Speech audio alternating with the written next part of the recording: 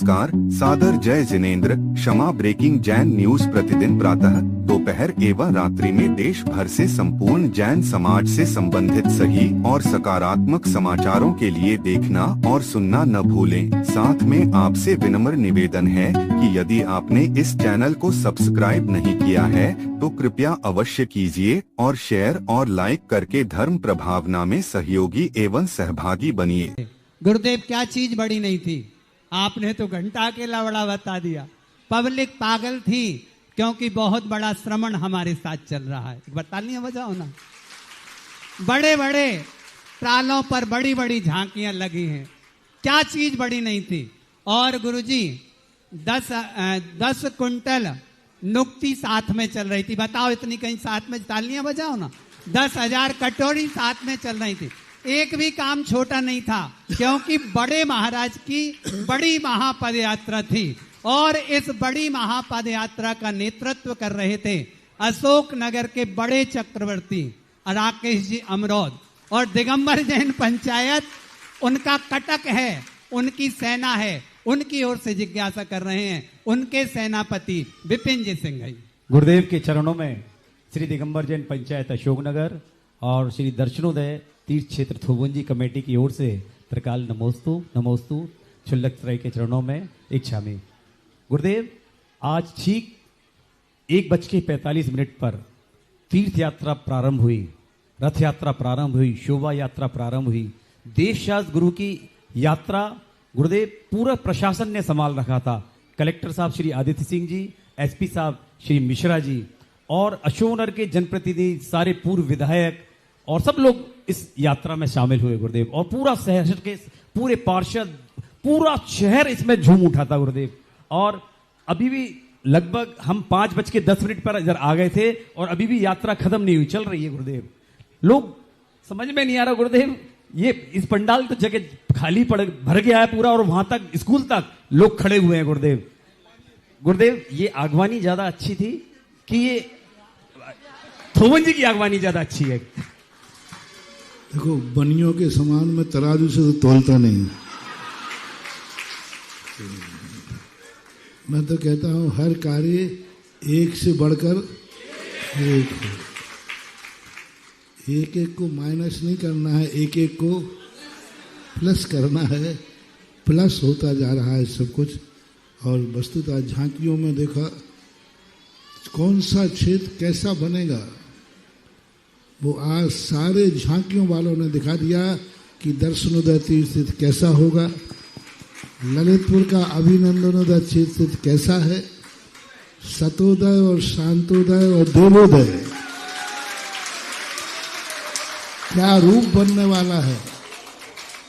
और गगन बिहारी ने बता दिया कि अब गगन बिहारी का ये कैसा बिहार और किस रूप में बनेगा। हर आइटम एक अपने आप में। और सबसे बड़ा यहाँ सगुन, अभी जैसे बाबू ने प्रश्न किया था कि यहाँ के किसानों को वो नहीं मिल पाता है, उसी के लिए तो हम लोग पदयात्रा करते हैं, उसी के लिए तो हम लोगों की पदयात्रा होती है। और यही सबसे बड़ा इस यज्ञ में, इस यात्रा में आपने देखा होगा जो सबसे बड़ा शगुन, सबसे बड़ा दुर्भिक्ष को टालने वाले थे अखंड धूप घट। जो बीच बीच में जो धूपों के घट चल रहे थे, उन घटों में से जो धुआं निकलता है, हमारे शास्त्रों में आया हवन का धुआं, आहुति का धुआं और धूप का जो धुआं होता है, ये नकारात्मक शक्तियों को दूर करता है।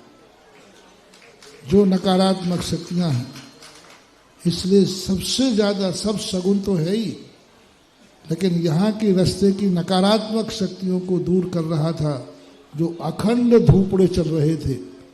पूरी यात्रा में 5 अखंड धूपड़े चल रहे थे, जिनके माध्यम से वो धूप पूरे रास्ते के यात्राओं को, किसानों के खेतों को, किसानों के घरों को और भारत की भूमि को नकारात्मक शक्तियों से निकाल करके सकारात्मक रूप दे रहे। इस पद यात्रा के अनेक अनेक पहलू हैं, एक एक पहलू नहीं, हर पहलू में कोई ना कोई रहस्य छुपा हुआ है, कोई ना कोई ऐसा रहस्य छुपा है जिस रहस्य के कारण से यह सब मात्र प्रदर्शन नहीं है, ये उस आत्मदर्शन की ओर ले जाता है जहाँ से लोग सोच नहीं पाते। अब यह पदयात्रा के बाद इन जो आपने भावना भाई है, इस भावना के अनुसार आप खुद अगली साल बताएंगे महाराज किसानों के क्या हाल है।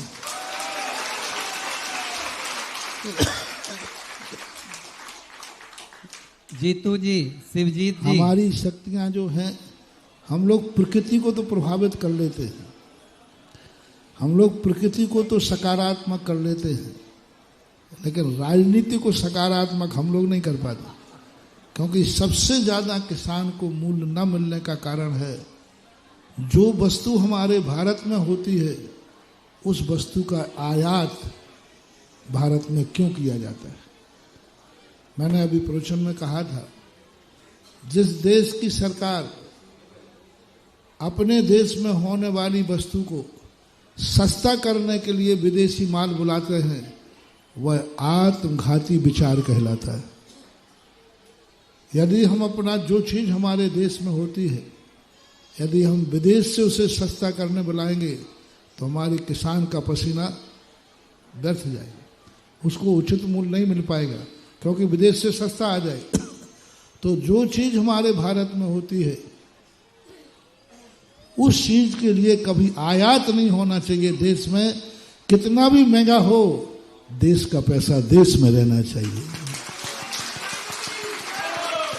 आज कितनी भी महंगाई बढ़ जाए, अनाज कितना भी महंगाई बढ़ेगा, पैसा कहाँ जाएगा देश का?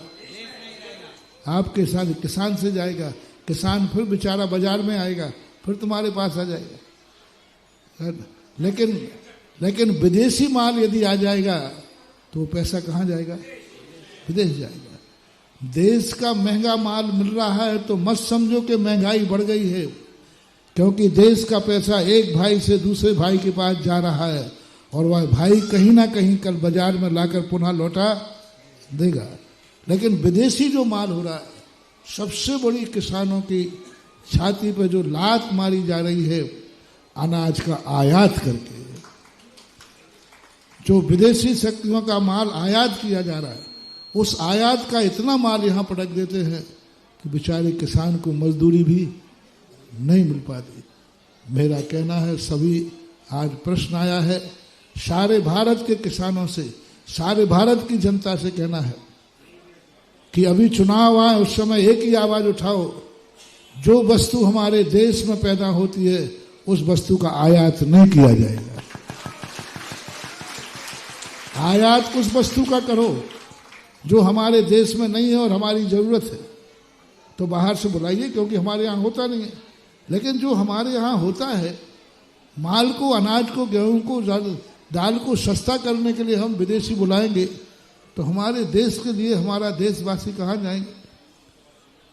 तो ये अभियान यदि सरकार सोच ले कि नहीं, हमारा पैसा हमारे किसान को मिलना चाहिए, किसान समृद्ध होगा, व्यापारी समृद्ध होगा, और व्यापारी समृद्ध होगा तो राष्ट्र समृद्ध होगा। विदेशी माल बुला लेने से ना तो राष्ट्र समृद्ध होगा, ना व्यापारी समृद्ध होगा, और ना किसान समृद्ध होगा। विदेश जरूर समृद्ध होगा, उससे अपन को कोई लाभ मिलने वाला नहीं है। ऐसा Kshama breaking Jain news YouTube channel पर विज्ञापन देकर धर्म प्रभावना में बने सहभागी। विज्ञापन देने हेतु संपर्क कीजिए मोबाइल नंबर 9026900740 एवं समाचार एवं वीडियो भेजने हेतु WhatsApp number 9335236222। Kshama breaking Jain news YouTube channel देखने के लिए आपको बहुत बहुत धन्यवाद। सादर प्रणाम, सादर जय जिनेंद्र।